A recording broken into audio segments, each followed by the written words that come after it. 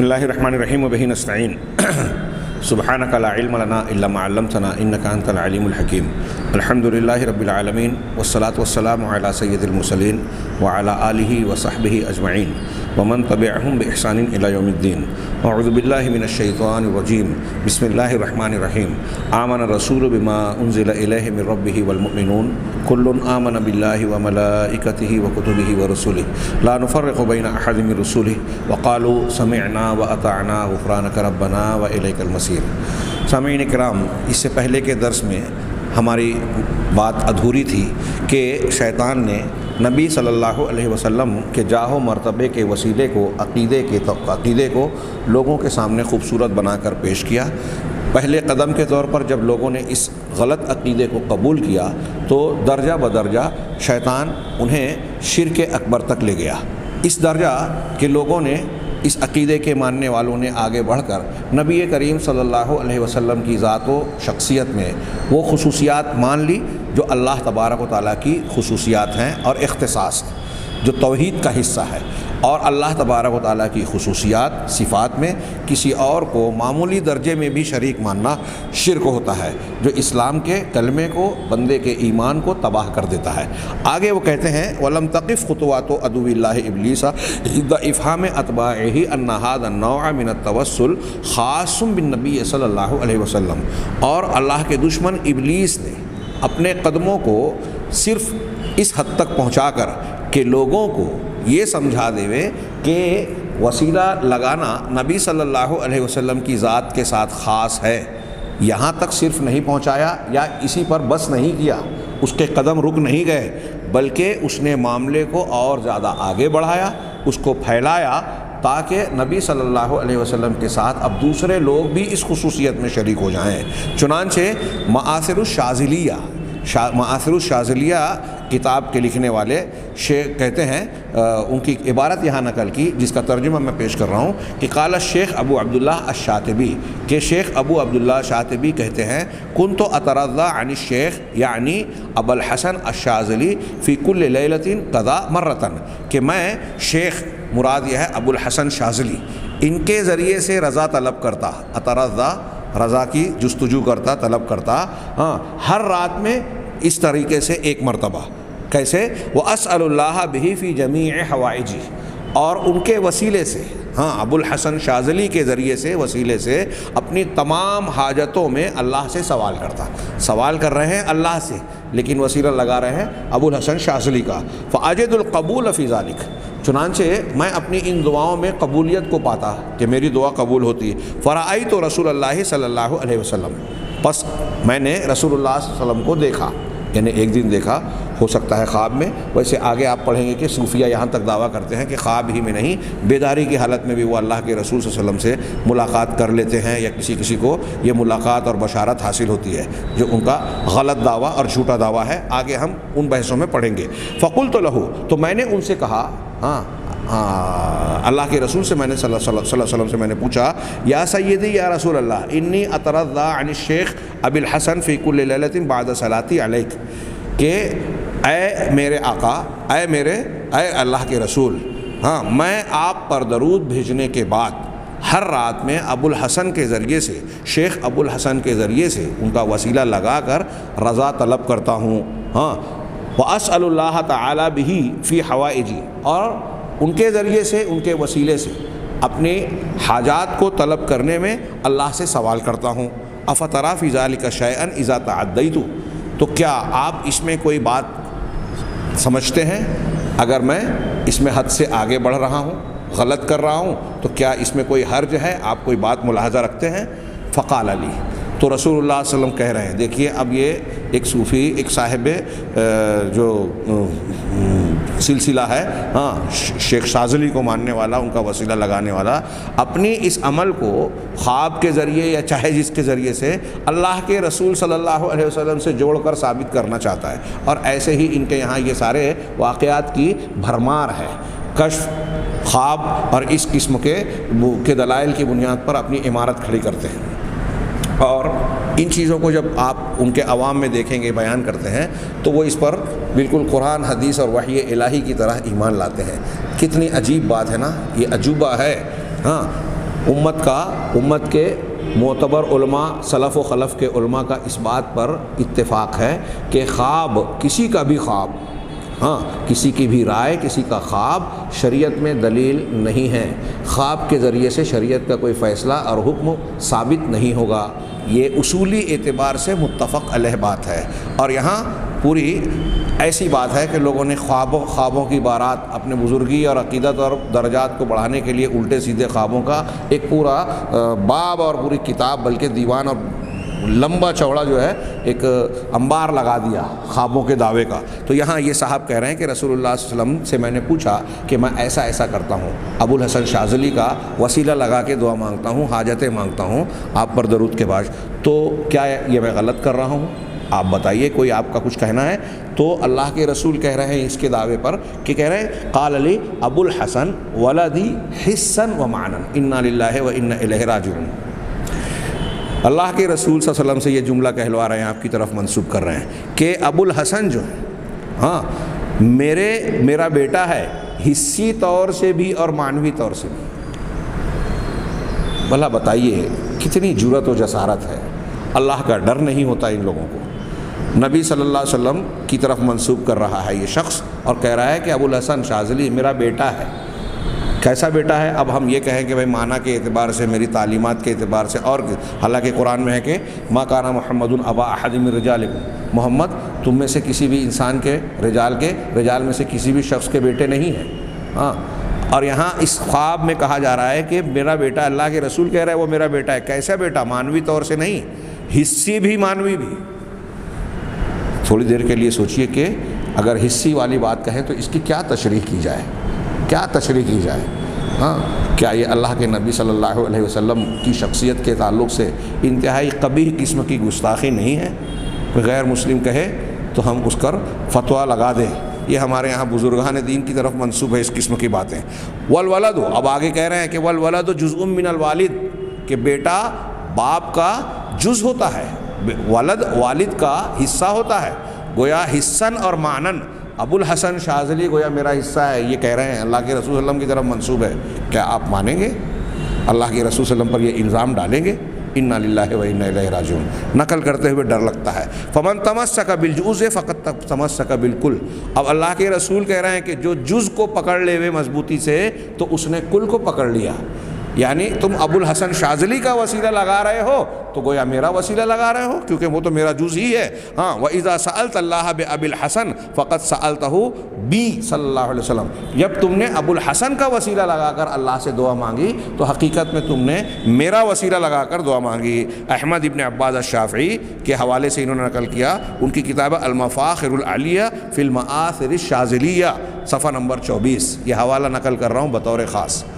اور یہ ایک نہیں ہے، ہمارے اردو کی کتاب میں ہندوستان پاکستان کے جو مدعیان ولایت اور نہ جانے کیا کیا ہیں اہل تصوف، ان کے یہاں اتنے گندے اتنے قبیح قسم کے واقعات ہیں۔ اور ہمارے یہاں بزرگ یہ کیا ہے وہ ثلاثہ ارواح ثلاثہ دیوبندی حضرات کی کتاب المحند المفند اور دوسری کتابیں، اور پھر خوابوں کی کتابیں، مولانا امداد اللہ مہاجر مکی، مولانا نہیں ہیں، شیخ ہیں وہ، جو اہل دیوبند اور اہل بریلی کے بڑے بڑے علماء کے پیر صاحب ہیں، ان کی طرف منسوب، اور ان کی کتابوں میں ان کے یہاں واقعات جو اہل تصوف کے بیان کیے جاتے ہیں آپ پڑھیں۔ ایسے واقعات کی ہمارے یہاں اردو کتابوں میں بھی بھرمار ملے گی۔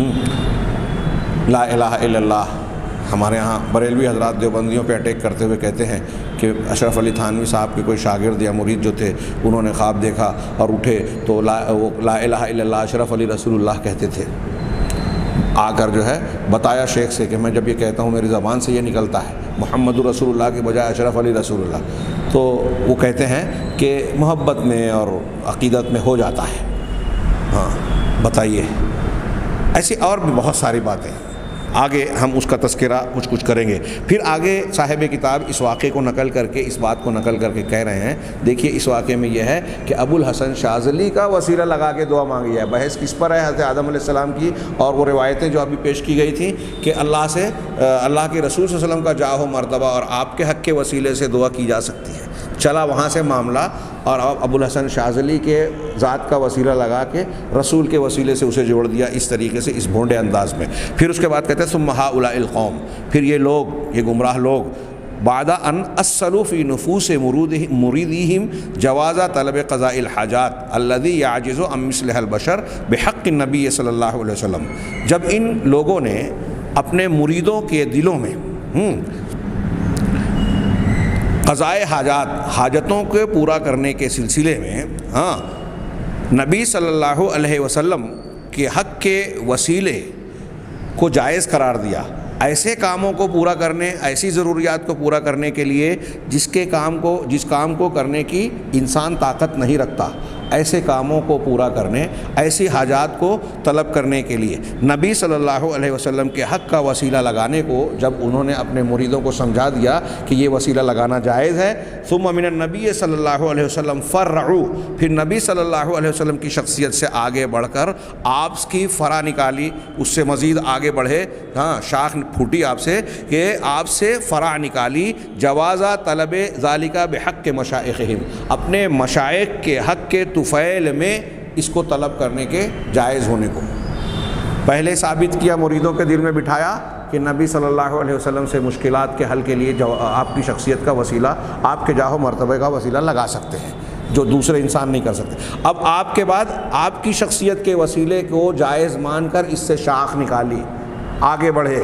کیا کہا کہ نبی سے ہی نہیں، اپنے مشائخ کے ذریعے سے، اپنے مشائخ کی شخصیت کا وسیلہ لگا کر آپ جو ہے اپنی حاجتیں مانگ سکتے ہیں.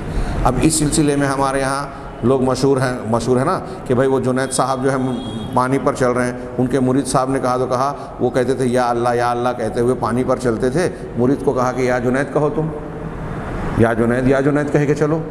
اب ایسا ہی مرید نے کیا.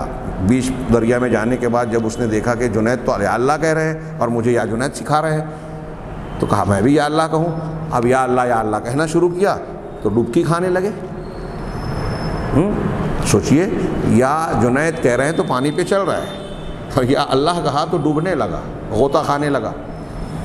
جنید نے پلٹ کر دیکھا، پوچھا کیا بات ہے؟ کہا میں نے ایسا کیا. کہا جب تم پہلے مجھ تک تو پہنچو پھر اللہ تک پہنچنا.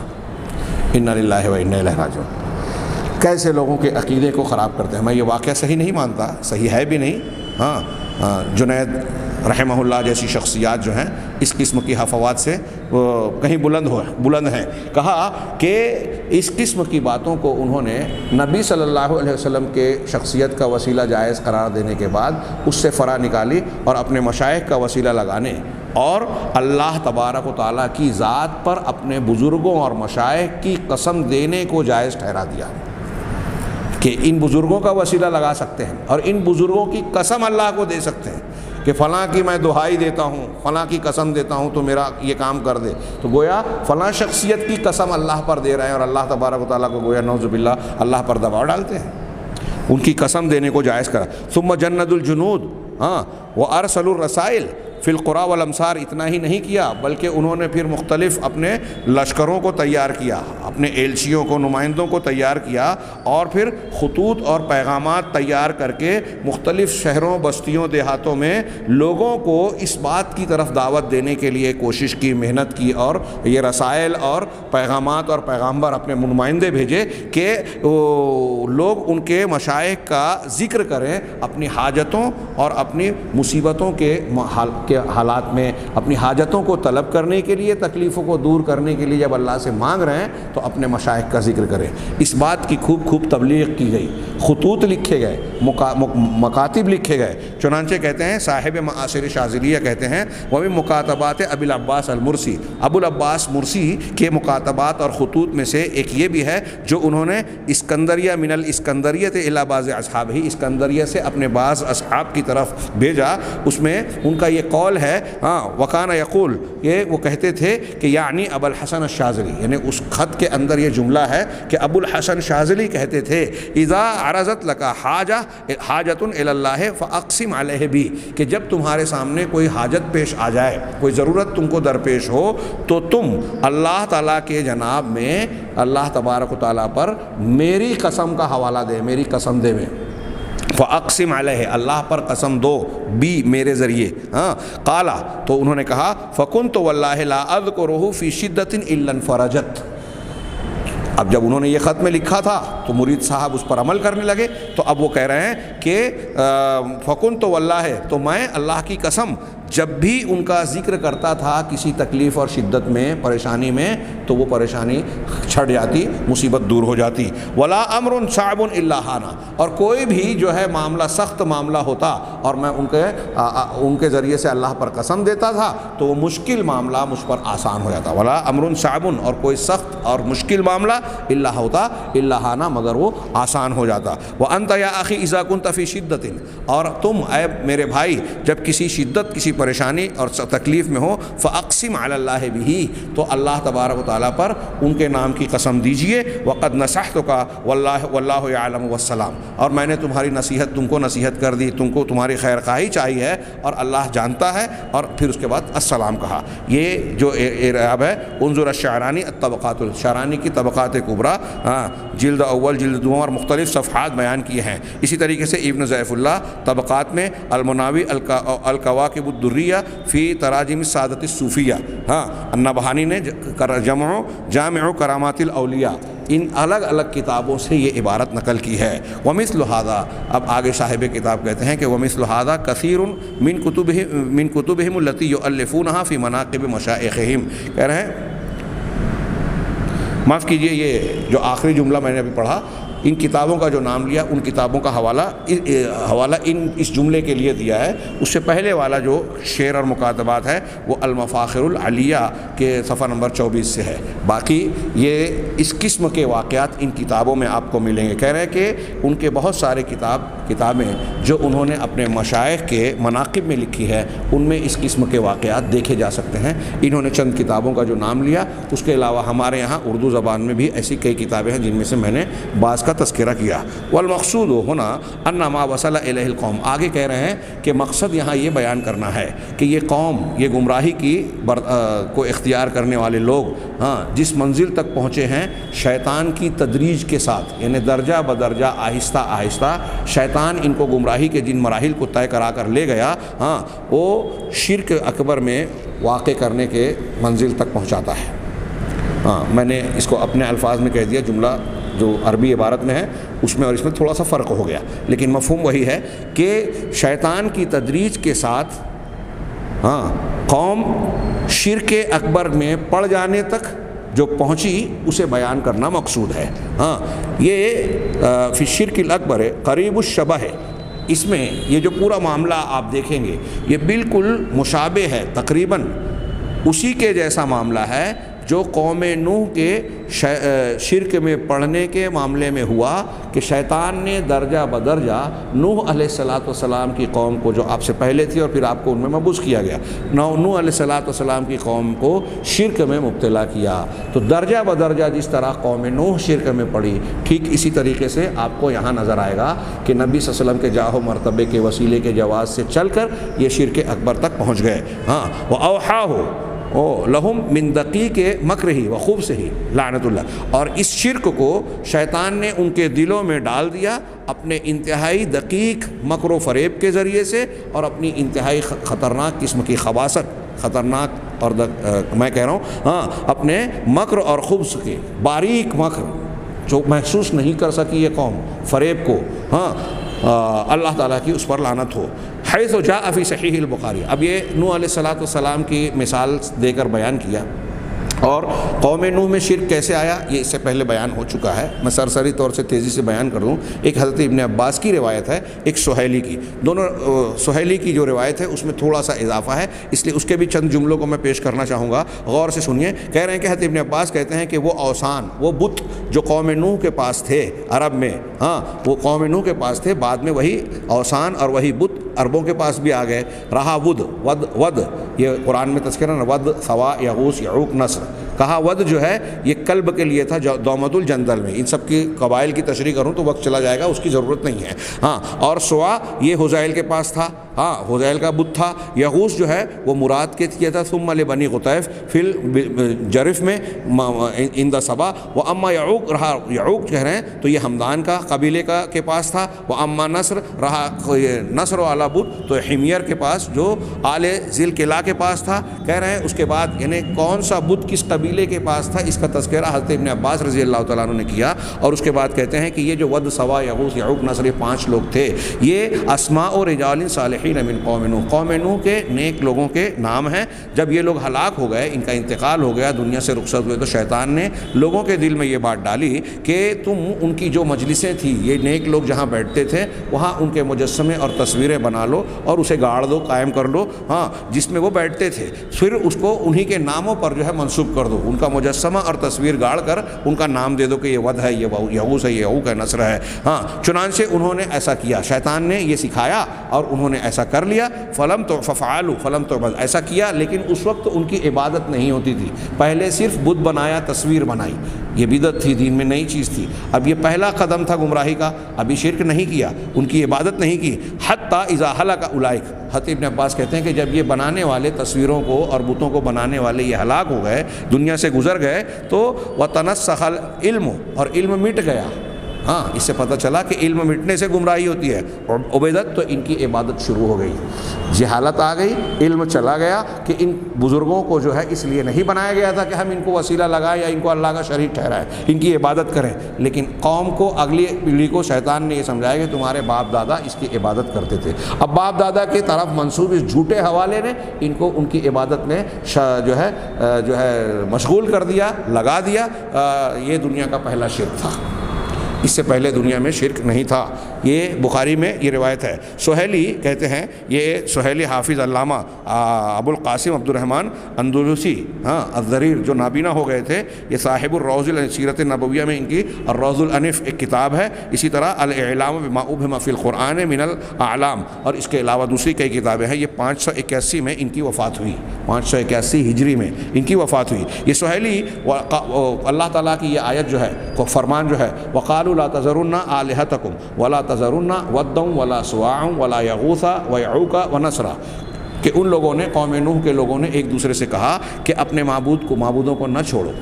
ہاں نہ چھوڑو ود کو نہ یغوث کو نہ یعوق کو نہ نصر کو. کہہ رہے ہیں وہ کہتے ہیں کہ یہ کچھ بتوں کے نام ہیں. سہیلی نے کہا یہ کچھ بتوں کے نام ہیں جو کہ کانت قبل اسماء لقوم جو کہ پہلے کے نیک لوگوں کے نام تھے. ہاں بتوں کے نام بن گئے یہ بعد میں جبکہ پہلے انسانوں کے نام تھے. ہاں یقال کہا جاتا ہے کہ یغوث جو تھا وہ شخص یغوث جو شخص تھے وہ شیس ابن آدم علیہ السلام کے بیٹے تھے. اسی طریقے سے سوا ان کے بعد کے تھے.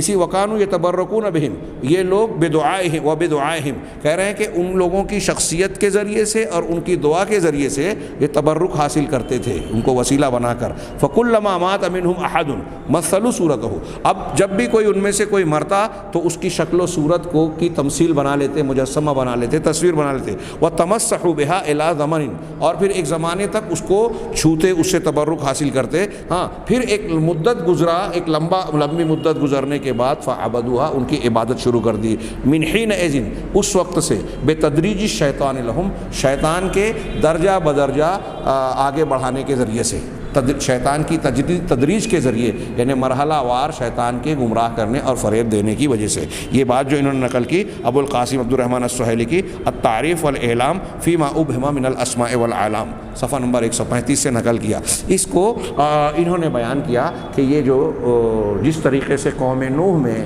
یہ شرک آیا بزرگوں کی تصویر اور مجسمہ بنانے کے بعد آگے بڑھ کر یہ شرک بنا ایسے ہی یہاا اللہ کے نبی صلی اللہ علیہ وسلم کی ذات کے سلسلے میں جب یہ غلو کیا گیا کہ آپ کی ذات اور جاہ و مرتبے کا وسیلہ لگا سکتے ہیں تو آگے چل کر یہ شرک اکبر تک پہنچا. اور نبی صلی اللہ علیہ وسلم پھر آگے بڑھ کر انبیاء پھر آگے بڑھ کر بزرگان دین صالحین اور مشائخ صوفیہ ان کے بارے میں یہ عقیدہ لوگوں میں پھیلا دیا گیا کہ ان کے ذریعے سے دعا مانگی جا سکتی ہے ان کے پاس کچھ اللہ تبارک و تعالیٰ کی خصوصیات اور قوتیں حاصل ہیں.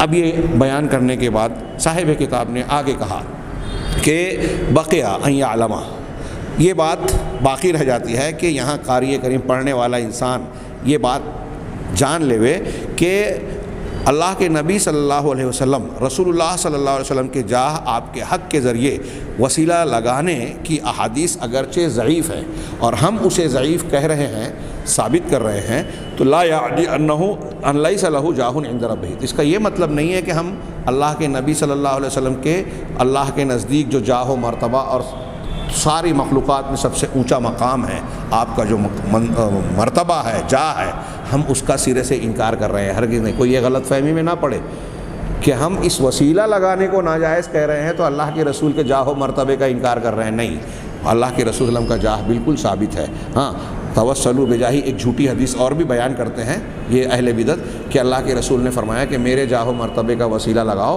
فإن جاہی عند اللہ عظیم، کیونکہ میرا جاہ و مرتبہ اللہ کے پاس عظیم ہے۔ یہ حدیث جھوٹی ہے۔ ہاں، یہ بات صحیح ہے کہ اللہ کے رسول صلی اللہ علیہ وسلم کا جاہ و مرتبہ اللہ کے پاس عظیم ہے۔ کہا ولا ينفي التوسل المشروع، اسی طریقے سے ہم اس کی نفی اور اس کے انکار سے، ہماری بات سے یہ نفی نہیں ہوتی کہ جو شریعت میں جن وسیلوں کو جائز ٹھہرایا گیا ہے ہم اس کا بھی انکار کر رہے ہیں، اس سے اس کی نفی نہیں ہوتی، جس کو شریعت حنیفہ نے، قرآن و حدیث نے بیان کیا ہے، ہم اسے مانتے ہیں۔ تو پہلی بات فجاہہ اعظم الجاہ، چنانچہ نبی صلی اللہ علیہ وسلم کا جاہ و مرتبہ تمام لوگوں کے جاہ و مرتبہ کے مقابلے میں سب سے اعلیٰ اور سب سے اونچا ہے۔ بل لا یبلغ احد من الخلق ما بلغہ صلی اللہ علیہ وسلم من الجاہ عند ربہ جل وعلا، بلکہ کوئی بھی شخص جو ہے، مخلوق میں سے کوئی بھی شخص اس جاہ اور مرتبے کو، شان و شوکت کو جو اللہ کے نبی صلی اللہ علیہ وسلم کو رب العالمین کے نزدیک حاصل ہے، اس مقام اور جاہ و مرتبے کو آپ کے علاوہ کوئی اور نہیں پہنچ سکتا۔ شیخ الاسلام علامہ ابن تیمیہ کہتے ہیں کہ وجاہہ عند اللہ تعالی اعظم من جاہ جمیع الانبیاء والمرسلین، نبی صلی اللہ علیہ وسلم کا جاہ اور مرتبہ، آپ کی شان اور شوکت، آپ کی شان اللہ کے نزدیک تمام انبیاء اور رسولوں سے بڑھ کر ہے، اور اللہ کے رسول اللہ تبارک و تعالیٰ نے تمام انبیاء سے بڑھ کر ہے، یہ قرآن حدیث سے ثابت ہے۔ اب آگے کہہ رہے ہیں کہ موسیٰ اور عیسیٰ علیہ السلام کے بارے میں اللہ عز و جل نے خبر دی کہ یہ دونوں، حضرت موسیٰ علیہ السلام، حضرت عیسیٰ علیہ السلام، اللہ کے نزدیک وجیہ تھے، شان والے، جاہ و مرتبے والے۔ پہلے میں اس کا ترجمہ نہیں کروں گا، صرف آیت کی طرف اشارہ، سورہ جو ہے احزاب کی، اللہ نے فرمایا یا ایھا الذین آمنوا لا تکونوا کالذین آذوا موسیٰ فبرأہ اللہ مما قالوا وکان عند اللہ وجیہا۔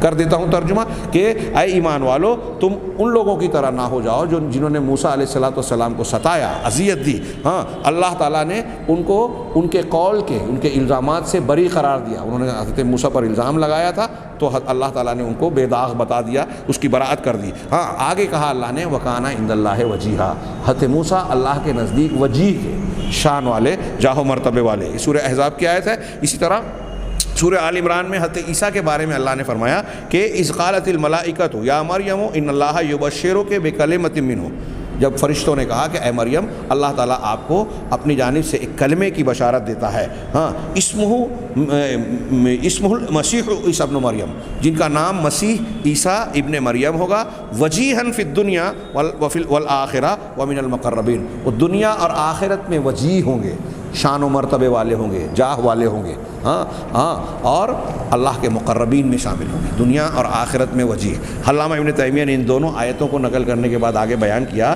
کہ اس سے معلوم ہوا کہ حضرت موسیٰ اور حضرت عیسیٰ اللہ کے نزدیک دونوں وجیہ ہیں، شان والے ہیں، مرتبے والے ہیں۔ اب جب یہ بات ثابت شدہ ہے کہ نبی صلی اللہ علیہ وسلم کا درجہ ان سے سب تمام انبیاء سے اونچا ہے، تو جب اللہ نے حضرت عیسیٰ اور موسیٰ علیہ السلام کو وجیہ کہا تو فکیف بسید ولد آدم، تو سید ولد آدم کے بیٹوں کے سردار سید المرسلین جناب محمد رسول اللہ صلی اللہ علیہ وسلم کا معاملہ کیسا ہوگا، جو کہ صاحب مقام محمود ہیں، قیامت کے دن صرف آپ کے لیے مقام محمود ہوگا، ہاں، الذی یغبطہ بہ الاولون والآخرون، جس پر اولون اور آخرون، سارے اولین و آخرین آپ پر رشک کریں گے۔ اسی طریقے سے آپ صاحب کوثر اور صاحب حوض مورود ہیں، اور پھر آپ کے اور بھی جو مناقب ہیں ڈیش ڈیش کر کے چھوڑ دیا۔ اب آگے کہتے ہیں وہ صاحب الشفاعت یوم القیامہ، اور اللہ کے نبی صلی اللہ علیہ وسلم اتنا ہی نہیں بلکہ قیامت کے دن صاحب شفاعت ہوں گے، حیث یتأخر عنہا آدم، اس طریقے سے آپ شفاعت کبریٰ کریں گے۔ یہ روایتیں ہم پڑھ چکے ہیں کہ اس شفاعت کے کرنے سے آدم علیہ السلام، نوح علیہ السلام، ابراہیم علیہ السلام، موسیٰ اور عیسیٰ علیہ السلام، آدم کے بعد یہ جو اولو العزم انبیاء اور پیغمبر ہیں صلوات اللہ علیہم وسلامہ اجمعین، ہاں ان تمام یہ تمام انبیاء کرام اور اللہ کے پیغمبر اولو العزم رسول پیچھے ہٹ جائیں گے، معذرت کریں گے اور وہاں اللہ کے نبی صلی اللہ علیہ وسلم سفارش کریں گے، شفاعت کریں گے. تو آپ کا مقام کیا ہوا؟ وہو امام الانبیاء اذا اجتمعوا، ہاں جب اکٹھا تمام انبیاء نے اکٹھا ہوئے تو اس وقت نبی کریم صلی اللہ علیہ وسلم نے امامت کی. ہاں معراج کی شب بیت المقدس میں جو جماعت سے انبیاء کرام کی نماز ہوئی اس میں امامت رسول اللہ صلی اللہ علیہ وسلم نے کی. یہ امامت کبریٰ نہیں ہوئی تو اور کیا ہوئی؟ آپ کا مقام سب سے اونچا ہوا. وخطیبہم اذا وفدوا، ہاں جب یہ انبیاء آئے تو ان کے خطیب یہی بنے، ہاں اللہ کے نبی صلی اللہ علیہ وسلم. ہاں ذوالجاہ العظیم، تو یہ عظیم جاہ و مرتبے والے ہیں. تو اس میں کوئی شک نہیں کہ اللہ کے رسول صلی اللہ علیہ وسلم کا جاہ و مرتبہ اللہ کے یہاں سب سے اونچا، سب سے بڑا ہے. یہ جو عبارت نقل کی ابن تیمیہ کی قاعدہ جلیلہ سے، قاعدۃ جلیلہ سے. وقد ذکرت فی الباب الاول، یہ جو کتاب ہم نے خصائص المصطفیٰ کی شروعات کی تھی، یہاں صاحب کتاب کہہ رہے ہیں کہ ہم نے پہلے حصے میں اس کتاب کے اللہ کے نبی صلی اللہ علیہ وسلم کو اللہ تبارک و تعالیٰ نے جو جاہ و مرتبہ اور مقام و منزلت عطا فرمائی ہے اس کو آپ کی خصوصیت کے طور پر تذکرہ کیا ہے.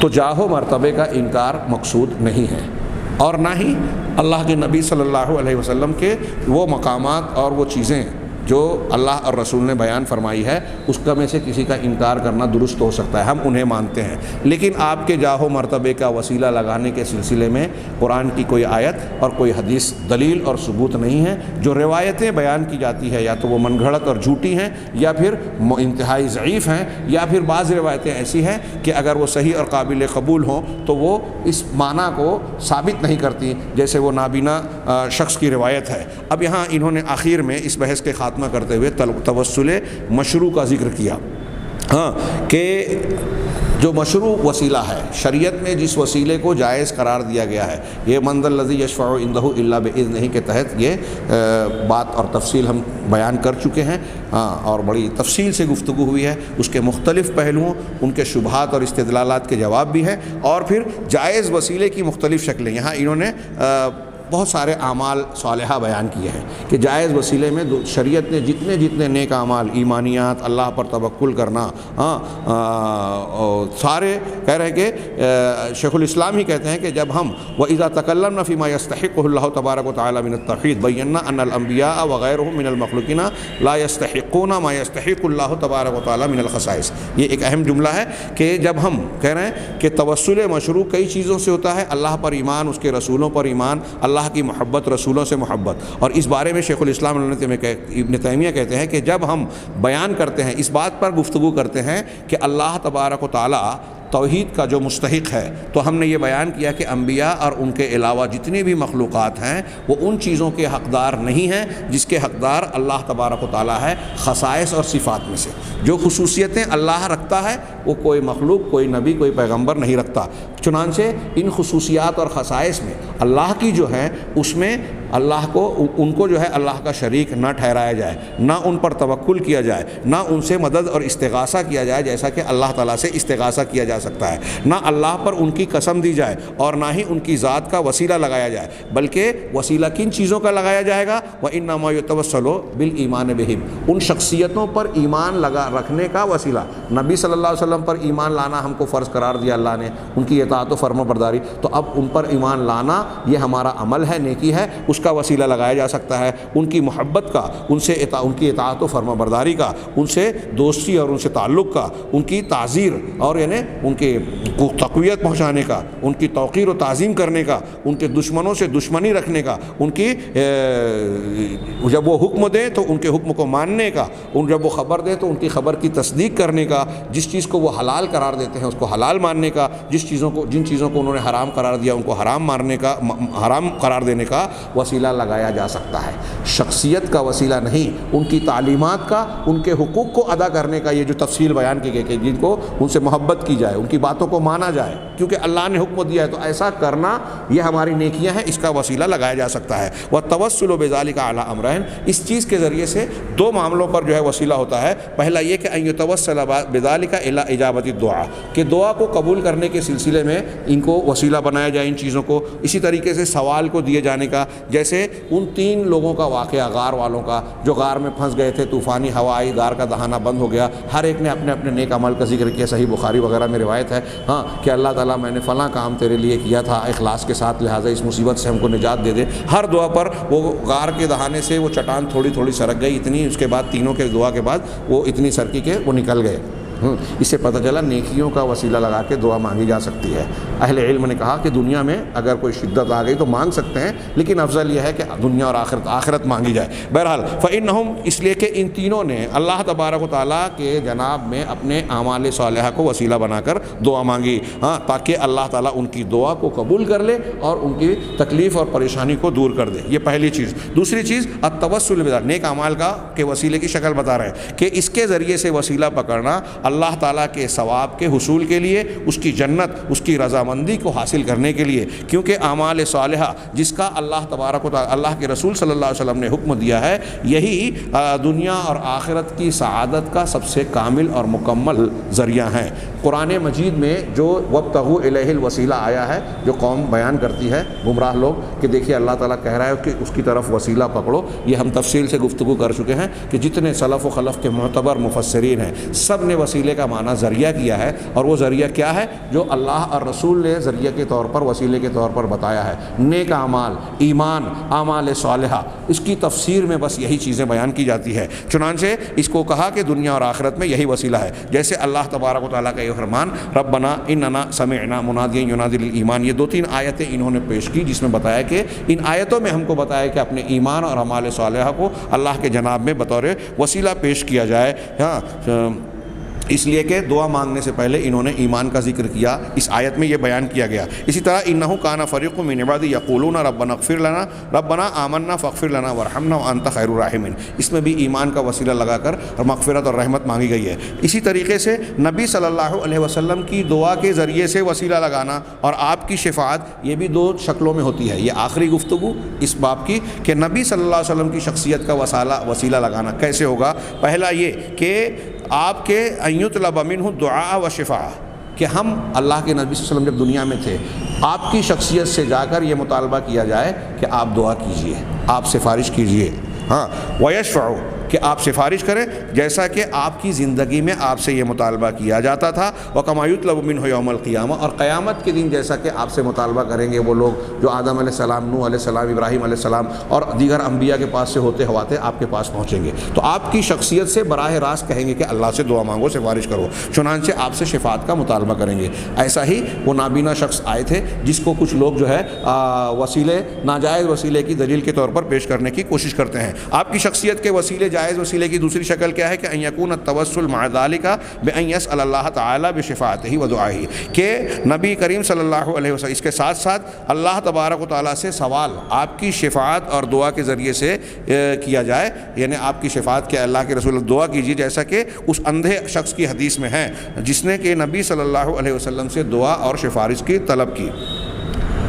فدعا لہ الرسول صلی اللہ علیہ وسلم، چنانچہ اللہ کے رسول صلی اللہ علیہ وسلم نے آپ کے لیے ان کے لیے دعا کی، وشفع فیہ، اور اس کے بارے میں سفارش کی، اور اس کو یہ حکم دیا رسول اللہ صلی اللہ علیہ وسلم نے کہ وہ اللہ سے دعا کریں کہ اللہ تعالیٰ آپ کی سفارش کو قبول کرے۔ اس حدیث میں یہ بھی ہے کہ آپ بھی دعا کرو کہ میری دعا کو اللہ تعالیٰ قبول کرے۔ ہاں، التعریف فی الاعلام، وہ التعریف والاعلام والی کتاب سے یہ عبارت نقل کی۔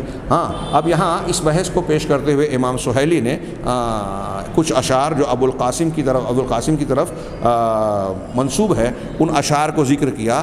ان اشعار میں یہ ذکر کیا گیا کہ اللہ تبارک و تعالیٰ سے کس طریقے سے دعا مانگی جائے۔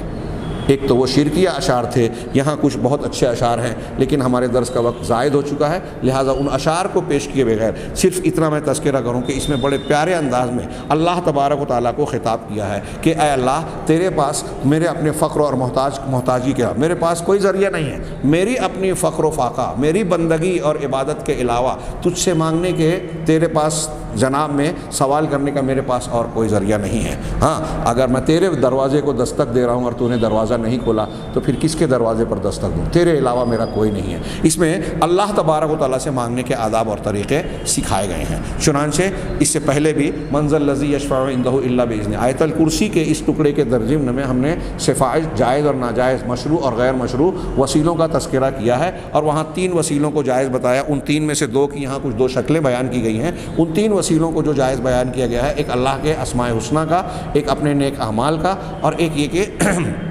اس طرح سے کسی زندہ انسان جو نیک اور صالح اور پرہیزگار ہو، اس کی زندگی میں اس سے دعا کروانے کا، اس کی دعا کا۔ اس طریقے سے یہ 3 طریقے شریعت کے جائز وسیلے ہیں۔ اس کے علاوہ جو چیزیں پیش کی جاتی ہیں، بعض روایتوں کا یہاں انہوں نے تذکرہ کیا توسل کے باب میں، اور بتایا ان کی حالت کیا ہے۔ جن روایتوں کا تذکرہ نہیں کیا ان کا بھی معاملہ ایسا ہی ہے کہ وہ قابل قبول نہیں ہیں، جو صحیح ہیں وہ اس معنی کو ثابت نہیں کرتے۔